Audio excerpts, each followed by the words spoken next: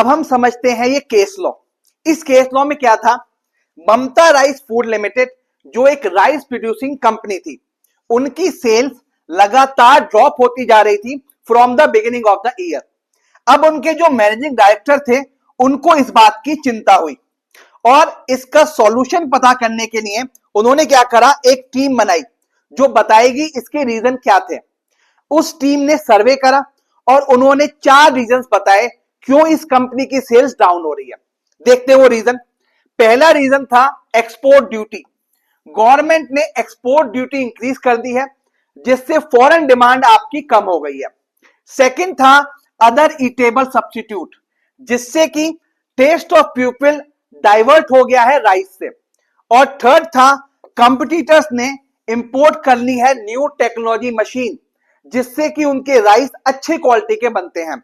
और फोर्थ था stand with neighbouring countries government, जिससे कि गवर्नमेंट की एक्सपोर्ट इफेक्ट हुई है। अब समझिए इस पूरे केस लॉ में हमने कितने डायमेंशंस पढ़े बिजनेस एनवायरनमेंट के। पहला, जब हमने बात करी एक्सपोर्ट ड्यूटी इंक्रीज की, यहां बात कर रहे हैं इकोनॉमिक एनवायरनमेंट की। क्यों? क्योंकि ये फैक्टर्स डायरेक्टली इंफ्लुएंस करता है, इफेक्ट करता है इकोनॉमी को। ठीक है जी। सेकंड, जब हमने बात करी टेस्ट की, तो यहां हम क्या बात कर रहे हैं, कस्टम्स और ट्रेडिशन ऑफ सोसाइटी। यह है आपका सोशल एनवायरनमेंट जो इफेक्ट कर रहा है कंपनी की सेल्स को।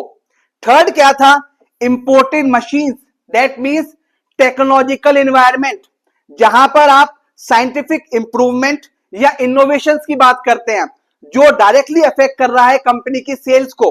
और फोर्थ क्या था आपका, जब नेबरिंग कंट्रीज की बात करी, यह है आपका पॉलिटिकल एनवायरनमेंट, जहां पर गवर्नमेंट जो भी काम करती है उससे आपके बिजनेस इफेक्ट होते हैं।